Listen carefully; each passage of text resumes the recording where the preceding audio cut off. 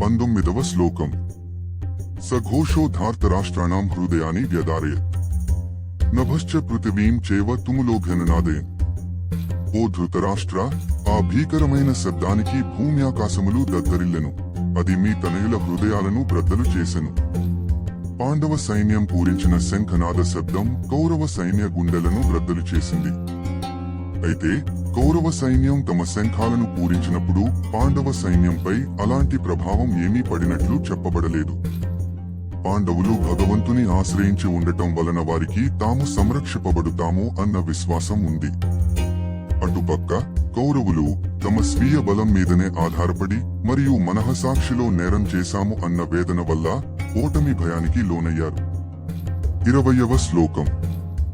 అథ వ్యవస్థితాన్ దృష్ట్వా ధార్తరాష్ట్రాన్ కపిధ్వజః ప్రవృత్తే శస్త్రసంపాతే ధనురుద్యమ్య పాండవః హృషికేశం తదా వాక్యమిదమాహ మహీపతే.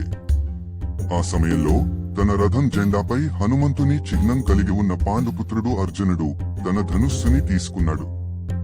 సమరానికి ఎదురుగా నిలిచి ఉన్న మీ పుత్రులను చూసి, ఓ రాజా, అర్జునుడు శ్రీకృష్ణుడితో ఇలా అన్నాడు: శక్తిశాలి అయిన హనుమంతుడు తన రథం జెండా మీద ఉన్నాడు కాబట్టి అర్జునుడికి కపిధ్వజుడు అన్న పేరు ఉంది.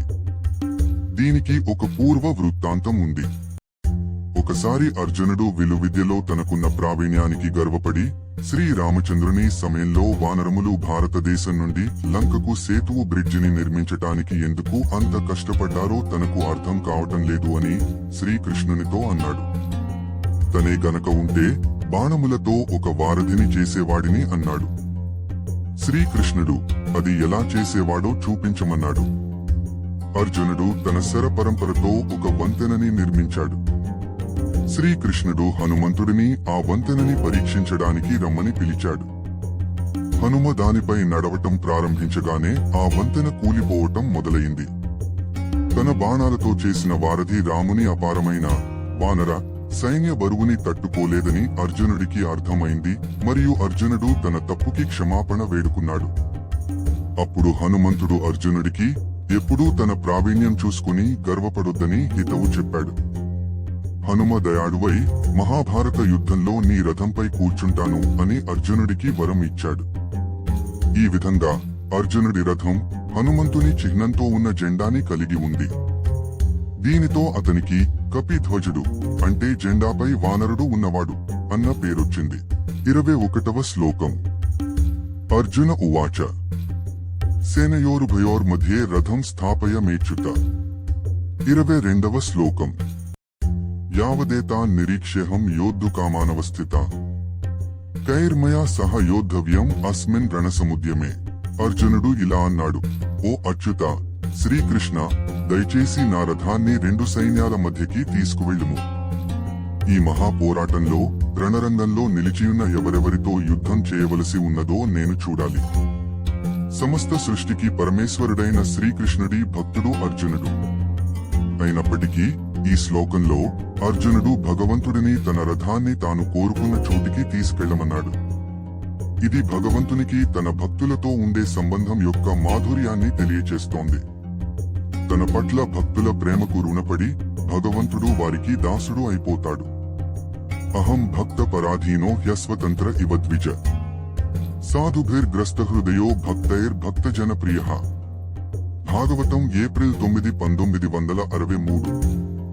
నేను సర్వ స్వతంత్రుడను అయినా నా భక్తులకు బానిస అయిపోతాను. వారు నాకు అత్యంత ప్రియమైన వారు మరియు నేను వారి ప్రేమకు రుణపడిపోతాను. అర్జునుడు సుఖంగా రథంలో కూర్చుని తనకి ఆదేశాలు ఇస్తుంటే అతని భక్తికి వశుడైపోయిన శ్రీకృష్ణ పరమాత్మ రథాన్ని నడిపే సారథి స్థానాన్ని తీసుకున్నాడు. 23వ శ్లోకం. యోత్స్యమానానవేక్ష్యేహం యయేతేత్ర సమాగతాః ధార్తరాష్ట్రస్య దుర్బుద్ధేః యుద్ధే ప్రియచికేశవః. దుర్బుద్ధిగల ధృతరాష్ట్రుని పుత్రుణ్ణి సంతోషపెట్టడం కొరకు అతని పక్షాన యుద్ధానికి వచ్చియున్న అందరినీ ఒకసారి నాకు చూడాలనిపిస్తున్నది. పాపిష్టి బుద్ధి వారైన ధృతరాష్ట్రుని తనయులు పాండవులకు చెందిన రాజ్యాన్ని అన్యాయంగా లాక్కున్నారు. కాబట్టి వారి పక్షంలో పోరాడేవారు కూడా సహజంగా దురుద్దేశంతో ఉన్నవారే. అర్జునుడు తను ఎవరితో యుద్ధం చేయాల్సి ఉందో వారిని ఒకసారి చూడదలచాడు. ప్రారంభంలో అర్జునుడు పరాక్రమంతో యుద్ధానికి ఆతురతతో ఉన్నాడు. దుర్యోధనుడు ఎన్నోసార్లు పాండవుల వినాశనానికి కుట్రలు పన్నాడు అని గుర్తు చేస్తూ దుష్టబుద్ధి వారైన ధృతరాష్ట్రుని తనయులను ప్రస్తావించాడు. అర్జునుడి దృక్పథం ఇలా ఉంది: న్యాయబద్ధంగా రాజ్యంలో సగభాగం మాదే, కానీ అతను దాన్ని లాక్కోవాలని చూస్తున్నాడు. వాడు దుష్టబుద్ధి కలవాడు. ఇంకా ఈ రాజులు వాడికి సహాయం చేయటానికి ఇక్కడ గుమికూడారు, కాబట్టి వారు కూడా దుర్మార్గులే. యుద్ధం కోసం ఇంత ఆతురతతో ఉన్న యోధులని నేను పరికించి చూడాలి. వారు అధర్మం వైపు మొగ్గు చూపుతున్నారు, కాబట్టి మా చేత నాశనం అయిపోతారు. 24వ శ్లోకం.